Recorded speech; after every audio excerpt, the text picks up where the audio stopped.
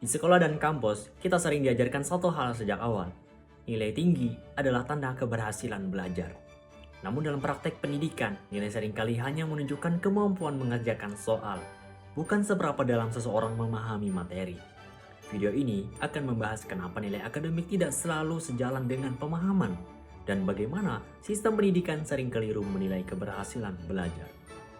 Saya pernah menemui dua mahasiswa dengan nilai yang sangat berbeda. Yang pertama, selalu mendapat nilai tinggi di ujian pilihan ganda. Yang kedua, nilainya biasa saja, bahkan kadang di bawah rata-rata. Namun ketika diminta menjelaskan konsep dengan kata-kata sendiri, mahasiswa kedua mampu mengaitkan teori dengan kasus nyata, sementara mahasiswa pertama kesulitan keluar dari definisi buku.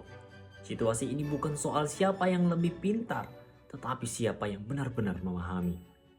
Dalam psikologi pendidikan, dikenal perbedaan antara surface learning dan depth learning. Surface learning berfokus pada hafalan dan strategi lulus ujian, sedangkan depth learning berfokus pada pemahaman, keterkaitan konsep, dan penerapan.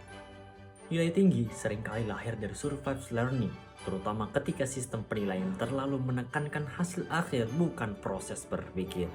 Kesalahan umum yang sering terjadi adalah menyamaratakan nilai tinggi sama dengan paham. Padahal banyak siswa belajar untuk ujian, bukan untuk memahami. Begitu ujian selesai, pengetahuan ikut menghilang.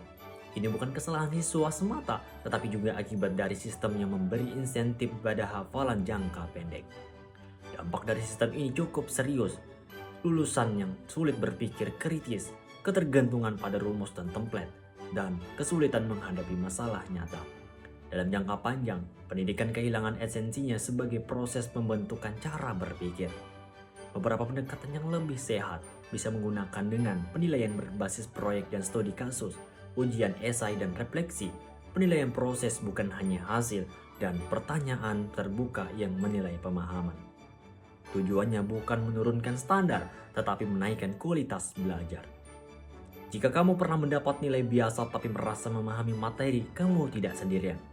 Dan jika kamu pernah mendapat nilai tinggi tapi bingung saat menerapkan, itu juga bukan kegagalan pribadi.